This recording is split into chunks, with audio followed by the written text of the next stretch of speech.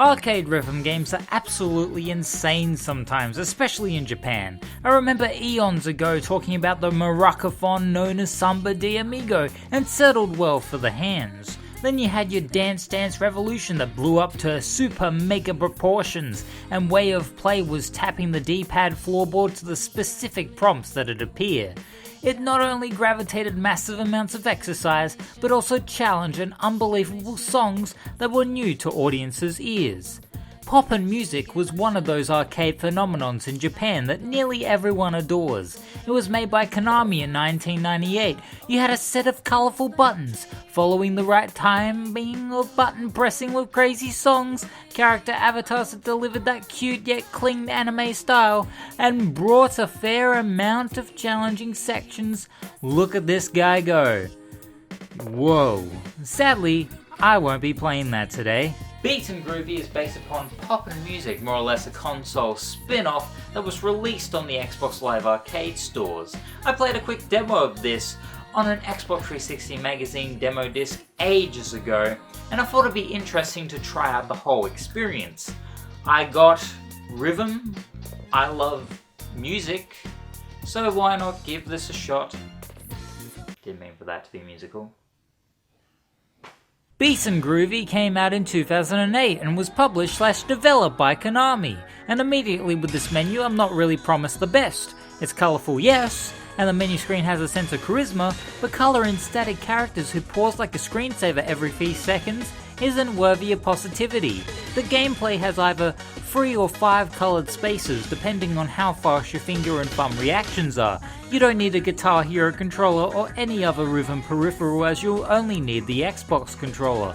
And oy vey, it's a tad confusing at first. You'd think using all the buttons on the right side of the controller would be worthy, but the D-pad is also included. It is a challenge at first, but like most things, the pattern is easy to get used to. Good luck with some of the 3-button chords though. My recommendation is to not play this, but if you decide to play for some reason, play it with the 5-button option. 3 buttons is boring and the music honestly plays itself. The music still plays itself with the harder difficulty, but at least you got the rhythm. Songs range from easy as chips to inconsistent rhythm pattern hell that lasts for 10 seconds, so you'll be okay and still win. Sometimes it's tough to tell if you hit the cute blob correctly. Do I hit it right above the line, in the middle of the line? I don't know. I just do it when it's close enough to being perfect. Also, I hate it when they slow a song down and break pace to stuff you up. The songs themselves are mediocre and rather short. There's the occasional guilty pleasure songs like these ones.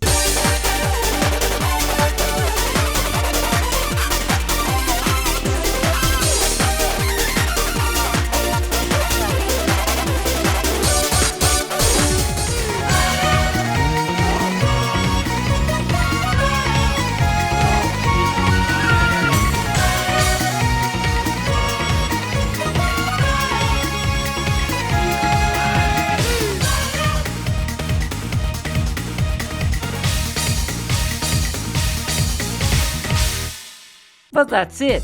The rest are forgettable and not fun to play. The sad thing is that this can be beaten in a single sitting, less than 20 minutes. And yes, this is still the highest difficulty. No massive amounts of replay value and not worthy of the $10 paid for this. The track RC is Toccata and Fugue in D minor. This is supposed to be the Skater Boys song. It's super strange to hear. Sure, it kicks into a different gear after the organ intro, but you'd expect a punkish type composition. It's so weird, why did they do this? Why not get an actual vampire? You unlock new characters as you progress through the main mode, and they don't add anything except for dancing. And the avatars and backgrounds themselves look cheap and their personalities are as bland as their dance moves.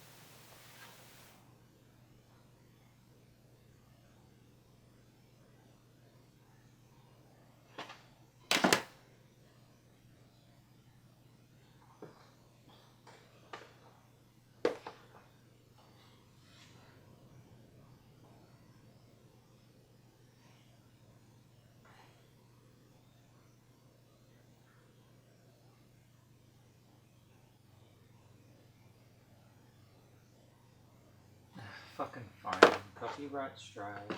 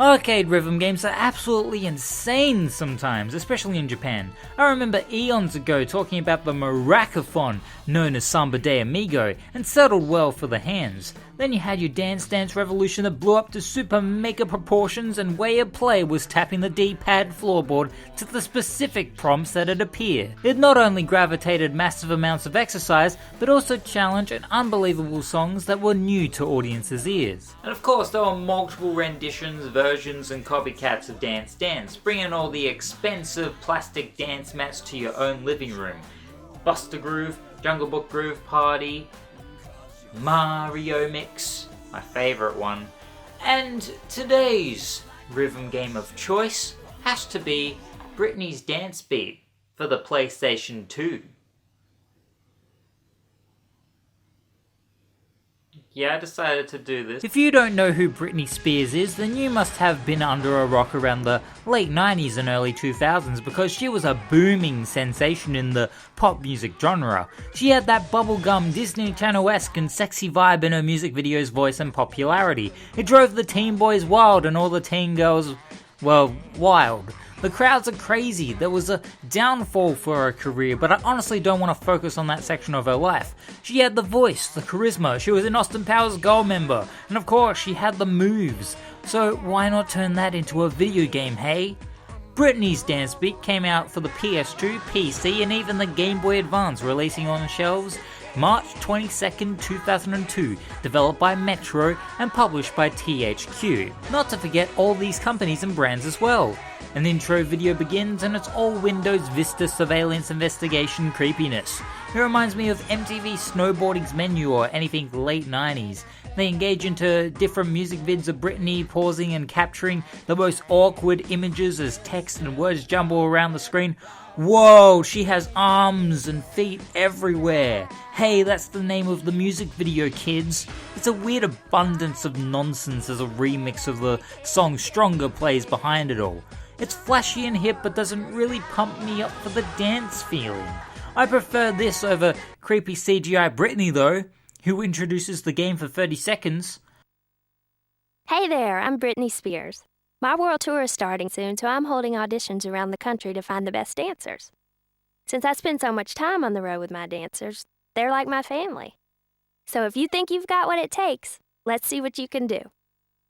What makes this unsettling is the absence of music in the background. It's just Britney doing some strange dance move, introducing you to her tour, and setting you up for auditions to be a part of her crew. And that's the main story. You audition in different locations to be a part of her tour. Simple dimple indeed. Anywho, what so cares, there's a few options to choose from. Audition mode, practice, co-op, a video tour, a preview mode, and of course, the options menu. For audition, you get to choose between 6 characters, 3 male, 3 female. I don't know about you, but I'm tempted to go for the blonde guy known as Dan. Would definitely be me if I was a sellable Barbie toy. But video games have variety, so I'm going to be Leanna, the best gal in town. And she is going to be the super duper dancer in the Britney Spears dance group. There's no inclusion of creating other characters or unlocking new outfits, but honestly, we should be glad we got to choose the character. Getting into things, we pick a song and we immediately start grooving to one of her popular songs. On the bottom left and right sides are circular metronomes in which a shining stick turns clockwise like the long hand from a literal clock. As the specific song plays, button prompts appear around the circle and have to be pressed when the rectangular block reaches them in time. You'll be racking up combo points if you never miss a beat against your opponent, and it'll be a battle that'll harm their rhythm. The more you build up, Britney appears and it's like a dream come true.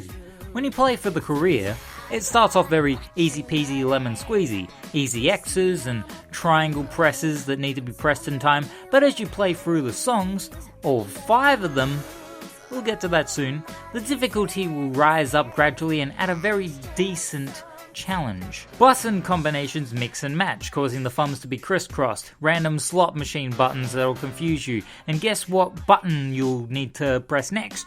Fast button mashing, implementation of D-pad prompts, and combining them together, multiplying in techniques as you play through the song. It's actually fun. It can be easy, but I admire the fact that kids and adults will have a tough time getting through the later stages. There was never a moment where I felt like the game got out of rhythm. It's all responsive, and if you're out of time, that's you. And these songs are simple. Very simple. You aren't doing the bus stop with the trebuchet. This is Britney, bitch. So I've mainly been talking about the controller controls, and Britney's dance beat is compatible with a dance mat, although I don't really have a dance mat with me. Didn't really intend to buy one. But if I'm gonna be honest, I think the controller is better, it's more precise, and it's less energy inducing, more calculated, and it helps me disassociate from planet Earth better. These battles are fun, but I will admit the circle will disorientate your eyes, and like most rhythm games you'll be focusing on that bar line or that tab rather than the actual presentation outside of it. What's fun about the battles is stealing the opponent's thunder, and adding the complexities of multiple button tapping situations. It's honestly shocking that this is actually engaging, and the main reason you want to play through the audition mode is unlocking locations like the Great Wall, these crazy atmospheric dance stages that would either be plausible or busted, points for VIP tour videos, which I'll talk about later. The game only contains 5 songs throughout the entire game, and for the first 5 editions, they cut half of the song and make it easy. What's nice is you can choose whatever song first, and after you play them all, you have to play through them again. So if you hate these songs, good luck pal, but luckily these are ultimate guilty pleasures and I can at least tolerate them. This time, they are the full song, and what do you get at the end? A dance with Britney!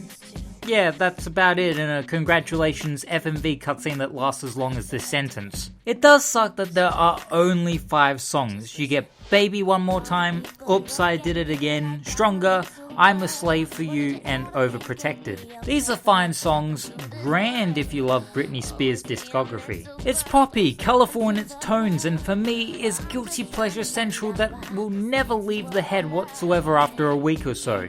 It is repetitive replaying the songs a second time in a single run though, and it's sad that this wasn't released when other songs were hitting the scene. There's no Toxic or Gimme More or Boys, and it's a shame they didn't release earlier so they could have been printed into the disc.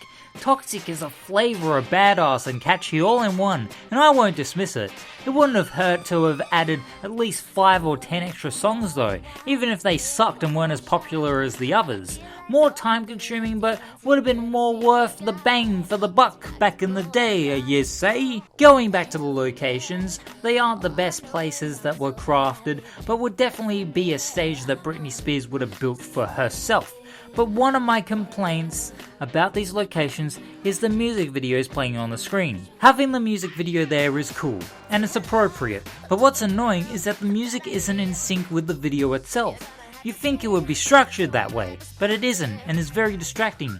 It's like a 30-second delay or something, and could have been easily fixed. It's only minor though, it doesn't detract the experience, it's just distracting. The circle is the main focus, but looking at the dances, they are a bit janky and doesn't add a side trick type style. They all do the same dances and don't add their own flares, but they are following the specific Britney choreography and it's okay for the time. And it's enjoyable to watch. You'd rather watch the music video, but bravo for the motion capturing. Beyond the audition, we have a practice room which is good for adapting to the controls and timing, etc. I never needed it, but it's there for those kids that are having trouble. And there's also co-op where you can play for points or battle against each other, but I can't get into it because it's locked. You can watch all the dances from each song in preview mode with all your favorite characters, including Britney herself. The best for last is the video vault, which contains behind the scenes content of Britney's actual tours and how glamorous and fun it would be on set, which I call bollocks. That bungee looks fun though.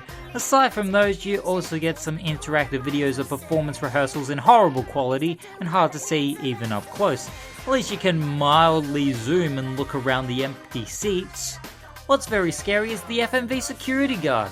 I just wanted to go in, man. Right this way. Oh, cheers. Overall, I surprisingly enjoyed Britney's dance beat. The content may be majorly lacking, and the fact that it will only take an hour to finish is completely criminal. But the simple gameplay that builds up with challenge over time is what keeps the game a-rolling. This is definitely not a $90 purchase. I recommend it's great for parties and for fans of Britney Spears that want to relive that popping spark in her career. You can find it for $5. I got this for $5.95 and I can't get rid of this bloody sticker, which is irritating the shit out of me. But get it if you want. Anyway, who what's cares? My name is James. This is my game, and I'm gonna go do some dancing moves. Bye bye.